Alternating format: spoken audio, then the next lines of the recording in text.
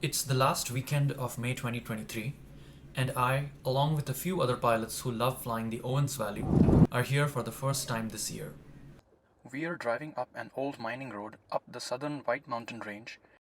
We are prepared to remove a fallen dead tree from the road to pass through. This launch is called Gunther, named after the deep canyon next to it. The view of the snow-covered eastern Sierra Nevada across the Owens Valley is awe-inspiring. None of us have been to this launch before, so it's an exciting adventure, and we don't quite know what to expect. Although this launch has been historically used for competitions.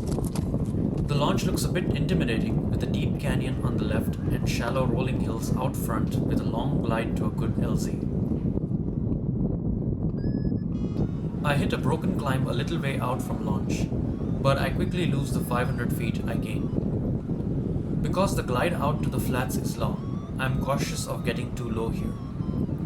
The second pilot to launch seems to have found a climb quickly and is higher than me. After some more scratching, I get the first solid climb that puts me up at 10,000 feet just south of launch.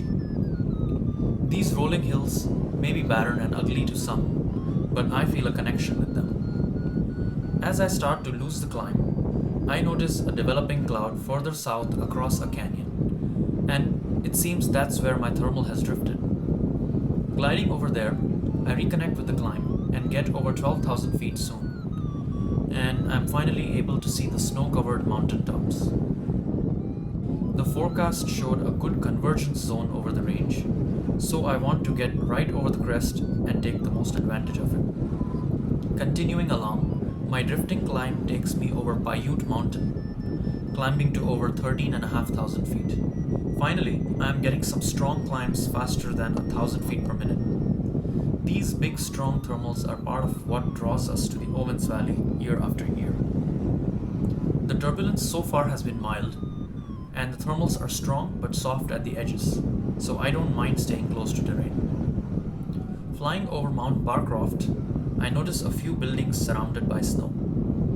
It's the Barcroft Research Station, constructed in 1951 and now managed under the University of California Natural Reserve System. It is used for all kinds of high-altitude research. I take a quick few turns to make sure I arrive above the main peak. White Mountain Peak is the third highest peak in California and the highest outside the Sierra Nevada. I'm only a few hundred feet over the peak, which is unusual because normally we would stay well above it or in front, since it can be very turbulent.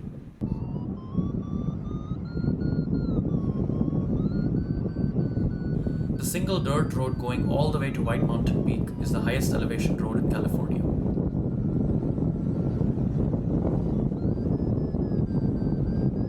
I can see the solar panels on the small laboratory building at the peak, which is an extension of the Barcroft Research Station.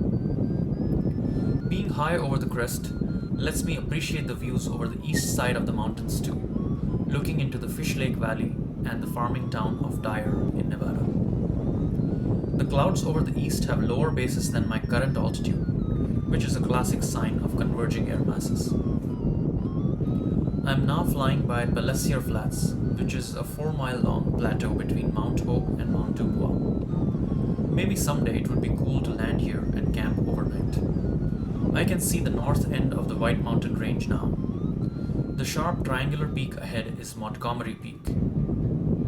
I feel grateful for having this flight where I can take my time to appreciate these ancient peaks in all their glory, especially with so much snow. Taking a few turns in the canyon south of Montgomery Peak, I get above it and drift north. My fingers are freezing solid, so I keep exercising them to get the blood flowing. I'm trying to stay between 12 and 14 grand of altitude to stay warm. Thankfully, my oxygen system is working well. Flying to Boundary Peak, I cross the state line and enter Nevada briefly. This is the highest peak in Nevada, and hence an important one for peak baggers. I originally planned to fly a few miles further north, but I feel cold and unmotivated, and I would like to land back in Bishop, so I turn around right here. This is where my camera battery died because I did not use it judiciously or attach an extra battery.